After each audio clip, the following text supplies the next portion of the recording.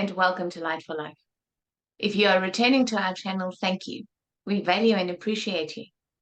Our aim is to shine a bright light on your inner splendor and assist to connect you to your magnificence via what we intend to be enlightened sharing, potentially educational and hopefully entertaining information, as well as encouragement for new perspectives. If you are new here, you are most welcome. We do hope that you will find our content highly beneficial and enjoyable. I am Liss. I'm a Science of Mind practitioner and a teacher of various healing modalities applicable to all aspects of the self and this life. And I am Lori. I am a holistic wellness researcher and educator. Welcome to Connections with Liss and Lori. We use this space to offer our perspective regarding multiple different topics that we certainly hope you find inspiring.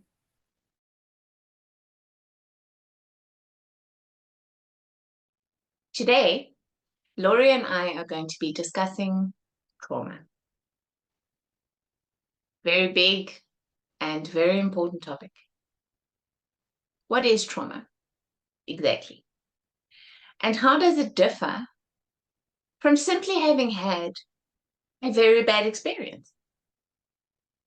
From an experience being extremely painful, hard or difficult, shocking even, and actually being a traumatic experience. In the world where the word trauma is thrown around so much and so loosely and so lightly, are we really aware of what those differences are? Because trauma is no small thing. And it's crucial to understand what the difference between those experiences are, so that we can truly be trauma-informed and be compassionate with those who are, in fact, suffering from trauma. So one of the key differentiating factors that we can always be aware of is that of memory. The key difference between a bad, hard, hurtful, or horrible experience and a truly traumatic one lies in the memory of it. When we can remember in its entirety a particular experience, we remember all the people involved, we remember what was said and done, we remember when and where and how it took place. That is not a trauma. A traumatic experience is when the psyche is so shocked and cannot cope with what is happening to us that our memory of the event is split. And the brain saves each individual component of that experience in a different place. So the shock of the experience is saved somatically, somewhere in the body. The auditory component of that memory is saved on its own. The visual of that memory is saved in a completely different department. Whatever the smells of that memory or associated with that memory are, is saved in yet a different place. And people's responses, reactions, and words are saved somewhere else. So if you want to spend some time in your own awareness, asking yourself, am I truly traumatized? Have I truly been traumatized? Or did I just have a very difficult experience? Did I suffer from an extremely hurtful, hard, difficult, and horrible event? Or do I, in fact, have trauma? And memory will be your key to that. So very often when we say the word triggered, something triggered an instinctive reaction in us that we believe is linked to trauma, it would be because a singular component of that shattered memory has been reactivated.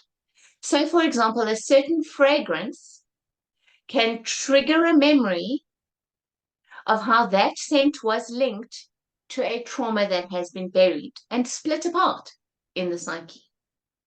Likewise, a certain object or a particular word can activate one of the parts of that broken memory and can even cause different parts of it to suddenly emerge and to come flashing back to conscious recall. Things that we weren't aware prior to that we were carrying.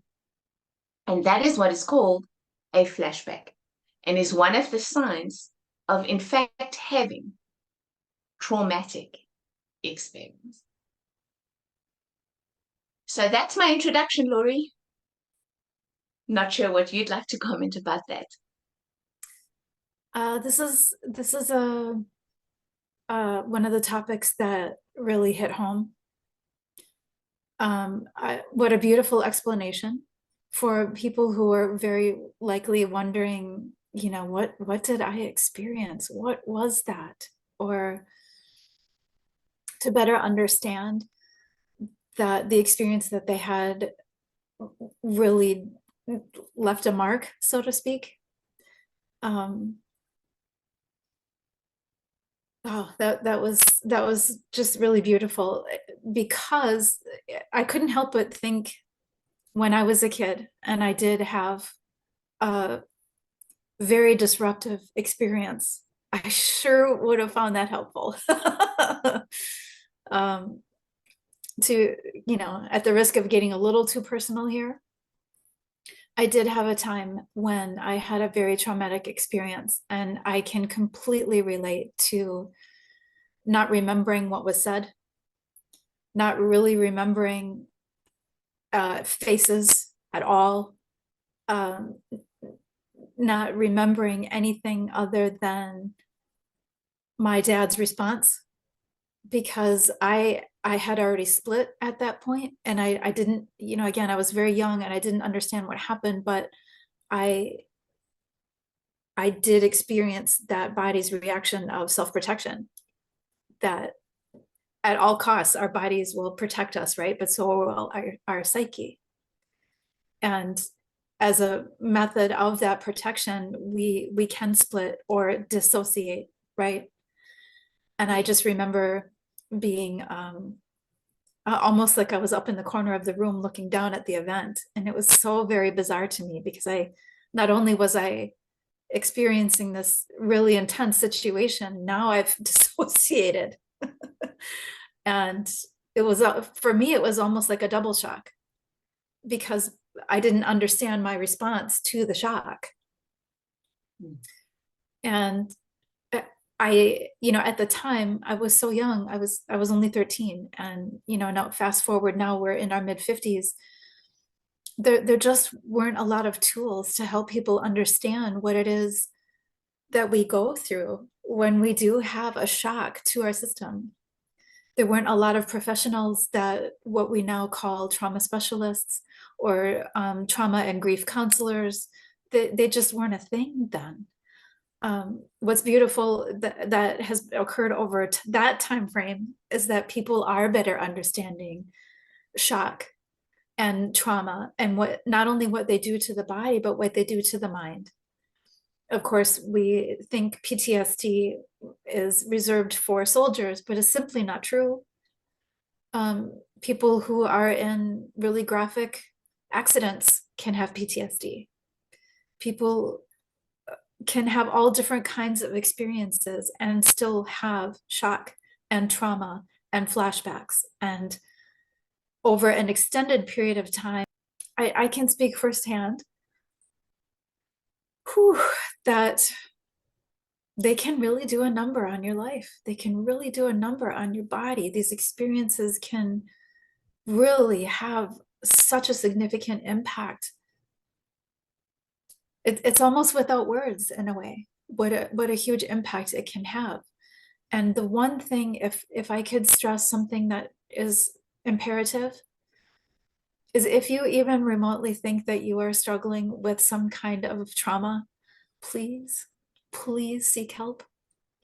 This is something that often we just don't have the tools on board to handle all by ourselves, all the way through what is necessary to work through that healing. At the time when I was young, I do remember my dad saying a few months after we experienced a loss in our family that I needed help. And my mother's response was, "She's not crazy. She doesn't need help." So unfortunately, the belief that I adopted was that only crazy people need help. So I never sought it. And that was to my detriment, absolutely to my detriment. If you need help, it doesn't mean you're crazy. It just means you need help. None of us are meant to go through life alone, right? The reason why we want to create this connective space is to remind you that you are not alone. You don't have to go through this alone, that we are all meant to support one another. And it's really okay if you need to reach out and say, "I need help. I don't know how to do this. I need help." It's really okay. Marie, it's not just okay, it's advisable. Yeah. And that's because we actually now know that the difference between an event being hard, horrible, and shocking and turning into a trauma is literally connection. We now know that if you experience something that is shocking, horrible, awful, but immediately you are supported, you're surrounded by love, understanding, and connection, then it remains a hard and a horrible and a hurtful event, but it doesn't become a trauma.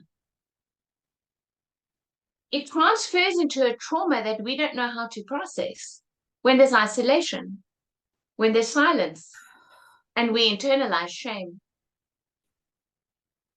That is what we then force our body to somehow accommodate unconsciously. So it is so, so important, even if you feel you're only struggling 10%, reach out to someone, anyone, and foster a connection for support in that experience. It's that metaphorical blankie that the paramedics put over you when something has been shocking that helps the body not to store that experience, but to actually let it out. And that is the role that we serve for one another when we allow someone to freely speak of their experience and to allow that experience to actually leave the body. So, for example, one really traumatic thing that happens to absolutely everyone is the loss of someone we love. Mm-hmm. None of us are spared that experience. And sometimes it's unexpected, so it's a terrible shock. Sometimes we see it coming, and that's a stress of a different kind. Mm-hmm. But either way, we all go through the heartbreak and the trauma of losing someone that we love. And because we all go through it, because it's universal, grieving and the process of grieving is understood and so profoundly supported by society. We understand that there's a process for grief. It has a denial phase. It has an anger phase. It has an acceptance phase. And we know that people have to cycle through those phases in their own way and in their own time. We don't make the denial phase wrong. We don't tell people that they shouldn't go through the anger phase. We don't try and force people into, okay, accept now. We understand that grieving is a process and a journey. And so there's so much support for someone who is in the grieving process. Unfortunately, we don't know as much about other kinds of traumas, but nonetheless, that same soft place to fall, that same support structure can be there for people in terms of processing in real time their traumas.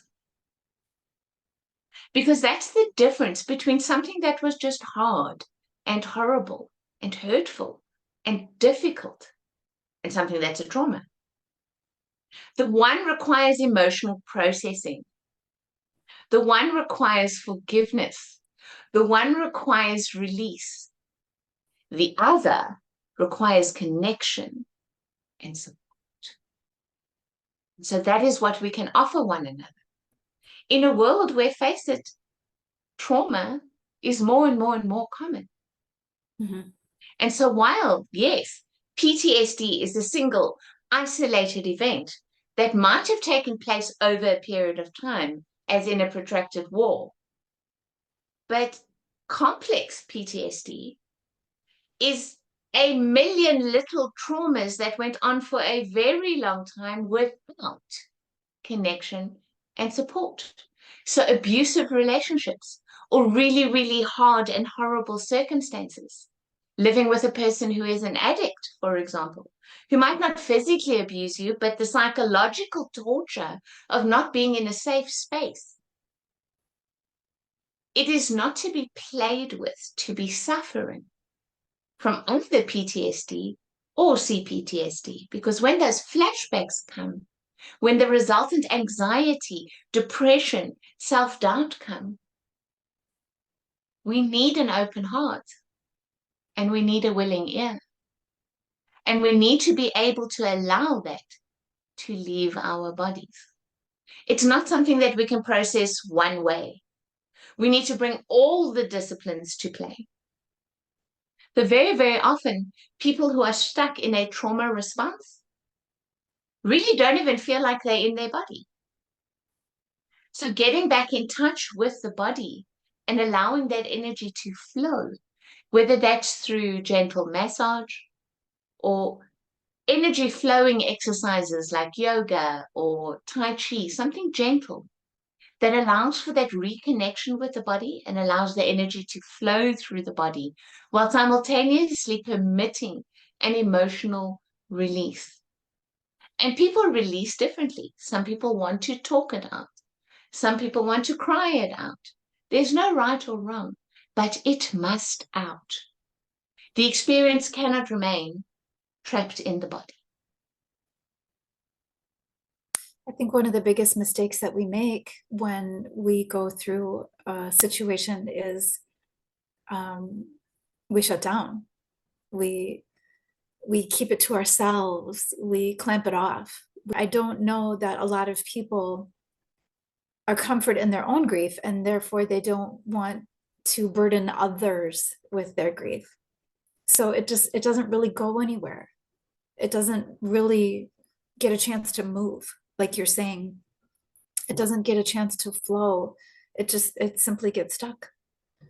And I would agree with you how important it is to find somebody that does have some skills in this area that can help get that flowing again and get that moving again. And if it's not a hit the first time, try again. If you still don't resonate with that person, try again. I sincerely don't care how many times you have to try again. Try again. Because as you talk, I think back to my experience, and I did reach out several times, and again developed another false belief on top of all of the other false beliefs, and it really supported the stagnation of what was going on, what had already started going on in my body and in my psyche, of it staying stuck. So I can't encourage people enough to just try again. If the counselor that you're seeing just doesn't really seem to understand you, there's another one out there. Try again. If the tools that they're offering you are not helpful, try again. Like you said, there's so many different ways that we can approach the healing process, but we don't know which one is the one that really makes us feel differently and really helps us think differently until we hit that one. And we might try 30 different modalities until we find that one, but I think we quit. And I would say the thing is, Laura, even the ones that we think didn't work, we're all removing layers of the onion. The one that does work is the one that goes to the core and gets rid of the most stubborn heart of what this thing is.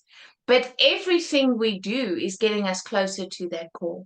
So even if we feel like, well, that helped a little bit, but actually I still feel 99% bad. Well, 1% less is advancement. Yeah. And so we have to address it with all of us. Mm-hmm. Psychically, emotionally, mentally, spiritually, energetically, physically. We have to address it with all of us because all of us had the experience. Yeah. And usually it's too much to try and take that all on at once. Yeah. So find an area of focus and do what you can in that area. And don't judge the process or yourself for how long that takes. And particularly where it comes to a moment of something triggering or a flashback.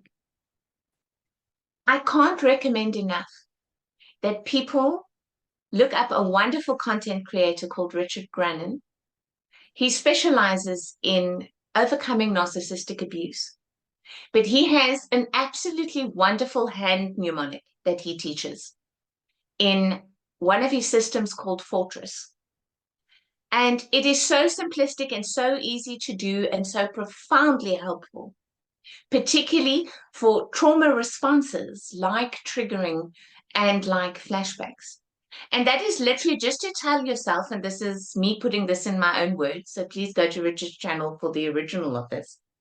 But it's literally telling yourself on the thumb, I am not this triggered moment. I am not this flashback. Secondly, on the index finger, I am choosing to exercise my sovereignty, my agency, and my will. On the middle finger, I am welcoming my emotions. I'm not going to reject them or push them aside or suppress them anymore. I welcome them. On the ring finger, I'm going to start putting myself first. Love myself. And on the pinky, I am my own person and I have my own life. And if you can remind yourself of those 5 things and repeat it 5 times, as many times a day as you can, but particularly in a flashback or a triggered moment, it is so incredibly powerful to just remind yourself, literally remind yourself of those 5 simple foundational truths. The effect that that has on the trauma response, the effect that that has on anxiety levels is astounding. And then one last little tip that I could give people related to the breath and actually calming down a physiological response. To literally just touch your heart center. Just touch it. And with awareness, take a few breaths that are slightly slower than normal. Your awareness will automatically go to where you feel the touch. Greg Braden teaches this. Yes. Just slow your breathing down and touch your own heart center. It helps you to escape this thing that's going on in your mind and reconnect to your core, to your power, to love, and to a greater sense of calm. We don't have to begin feeling a response and then allow that to go all the way. We don't have to do that. We have tools that can bring us back to ourselves. And it's a practice to remind ourselves to use those. Thank you for connecting with Light for Life. If you appreciate reminders, please go ahead and subscribe to the channel so you can receive those notifications. If you would like to work with one of us, you can find our contact information in the About section of this channel. Yes, thank you for connecting with Light for Life. Please share your insights, your questions, and your comments with us in the comment section below. We value your feedback. And we really hope that we will see you for our next episode. We upload one every Thursday. Until then, bye-bye and be joyful. Until we connect again, we send you love and light.